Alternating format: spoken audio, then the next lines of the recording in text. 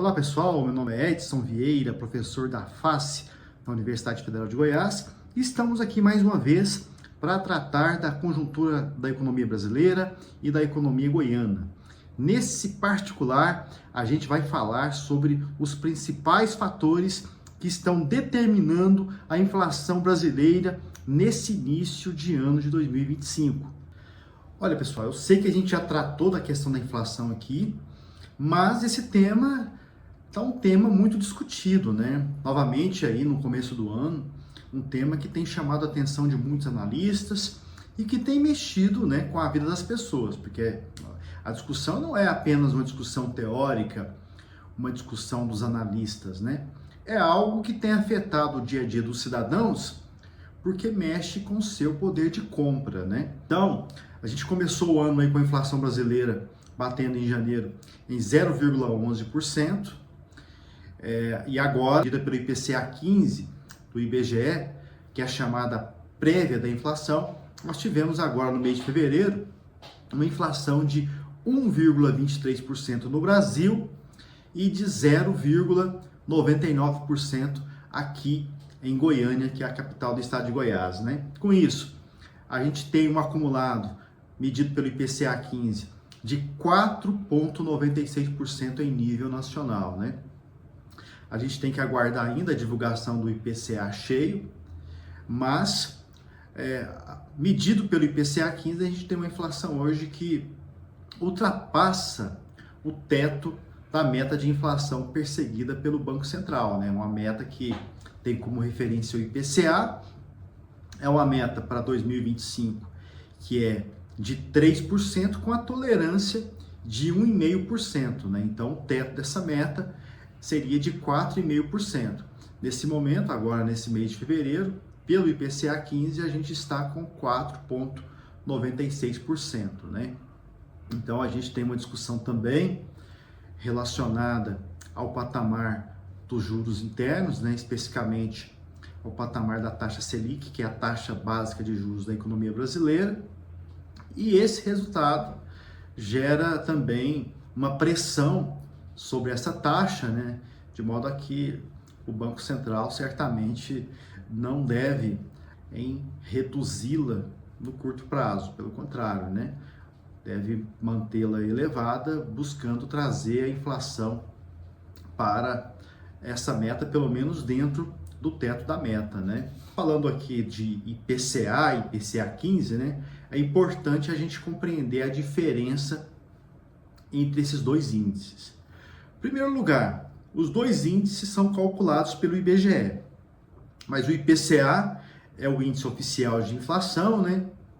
E o IPCA 15 tem sido chamado pelo mercado já há algum tempo, né, de prévia da inflação oficial.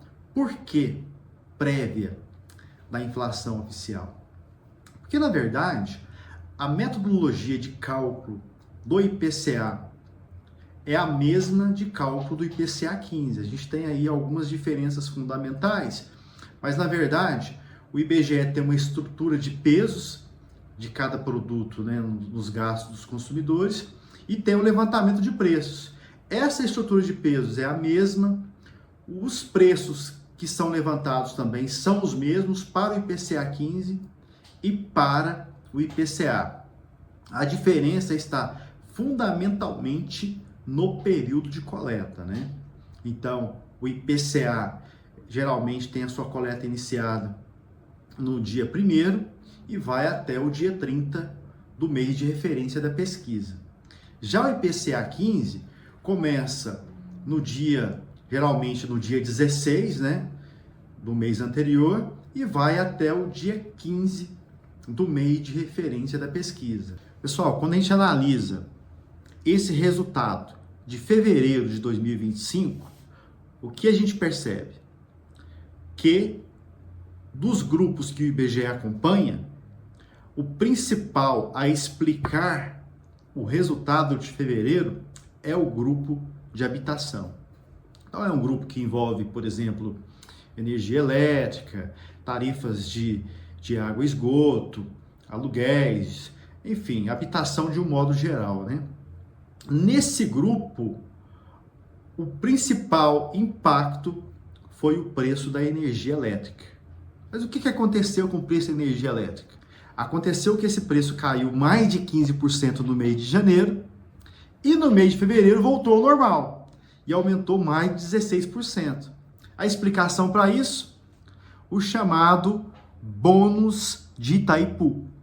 O bônus de Itaipu, pessoal, é um abatimento que é concedido para os consumidores que consomem até 350 kWh por mês, quando há um saldo positivo na conta de comercialização da empresa Itaipu Binacional.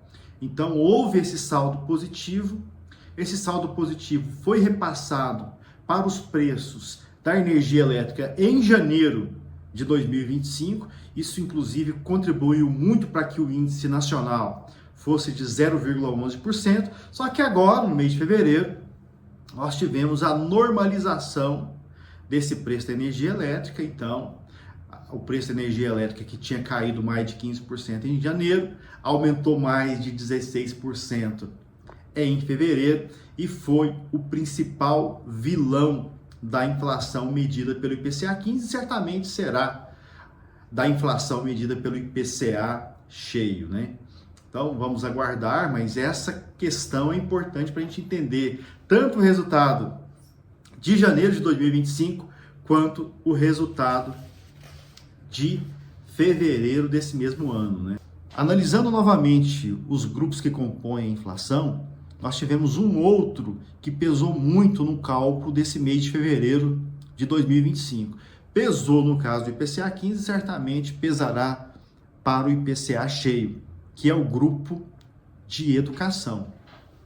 Pessoal, geralmente os aumentos das mensalidades escolares se concentram nos meses de fevereiro de cada ano, né? Então, nesse mês de fevereiro de 2025 não foi diferente. Então, esse grupo de educação aumentou 4,8% no Brasil e 5,2% em Goiânia. Mas o grupo que está na boca do povo mesmo é o grupo de alimentação e bebidas, né, pessoal? Então, nesses 2 primeiros meses de 2025, nós tivemos um aumento desse grupo de 1,1% em janeiro e de cerca de 1,7% em fevereiro. Mas sabe qual que é a questão, pessoal? Aqui são aumentos em cima de aumentos. Se a gente considerar, pessoal, o período que se inicia lá em 2020, né, quando a gente teve o início da pandemia de Covid-19, até agora, em 2025, nós vamos ter mais de 50% de aumento dos preços desse grupo de alimentação e bebidas. Mais de 50%. É por isso que as pessoas estão sentindo tanto, né? Na verdade, não é algo que se iniciou agora, é algo que vem ocorrendo já há cerca de 5 anos, né, pessoal?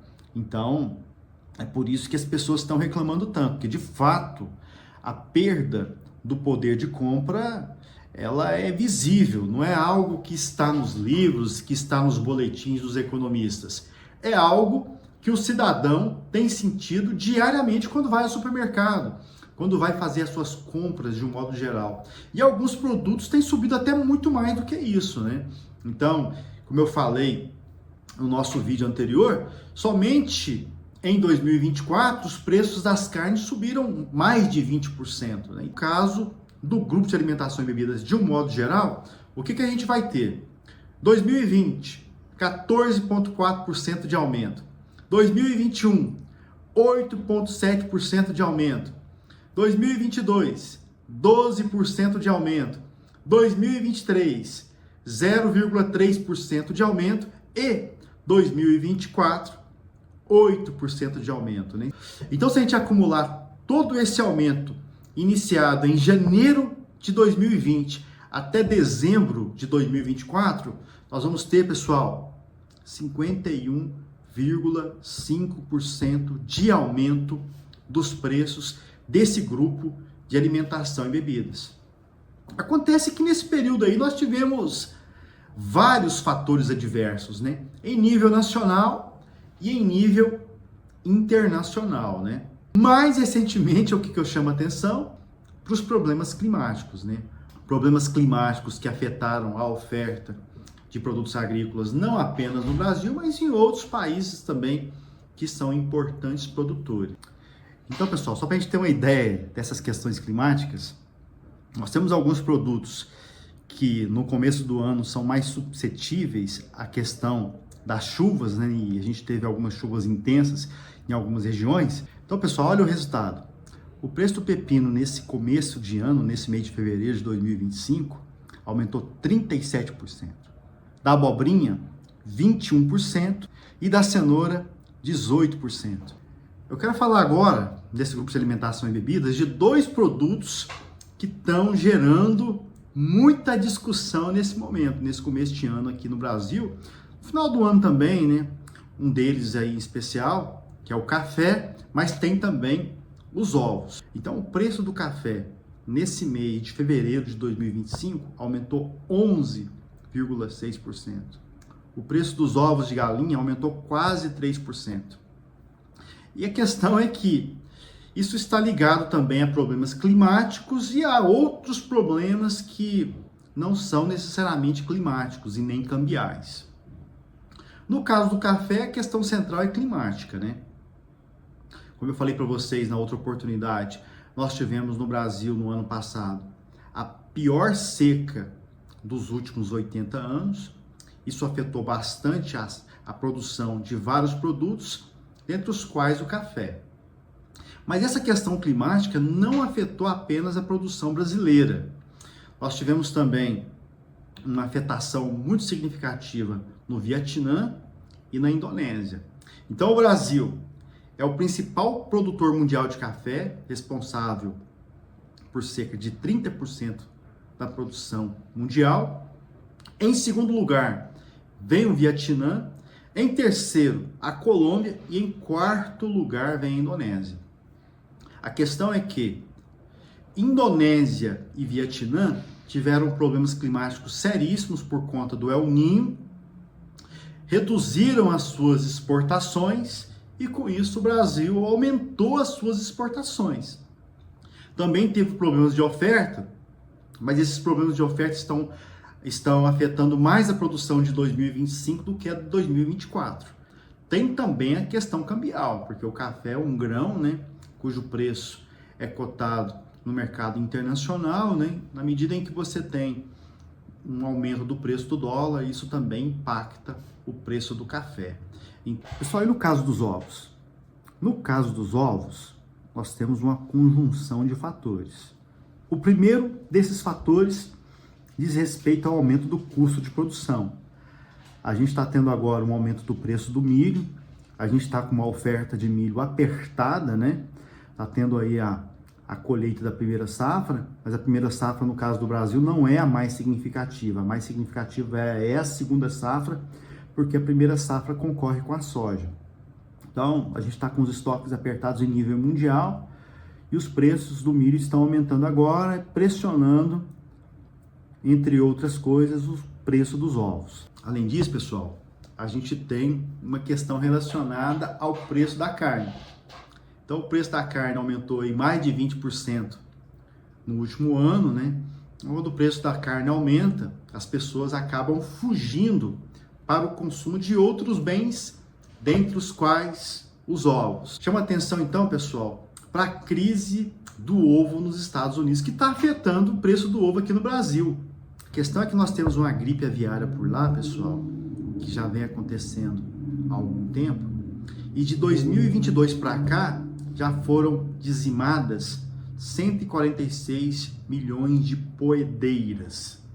Então, com menos poedeiras, a oferta interna de ovos nos Estados Unidos tem caído e o país tem que importar mais ovos de vários países do mundo, dentre os quais o Brasil. Então, o Brasil tem aumentado as suas exportações de ovos para os Estados Unidos, então isso reduz a oferta interna, pressionando os preços dos ovos. Eu falei aqui de várias variações significativas dos preços de vários produtos.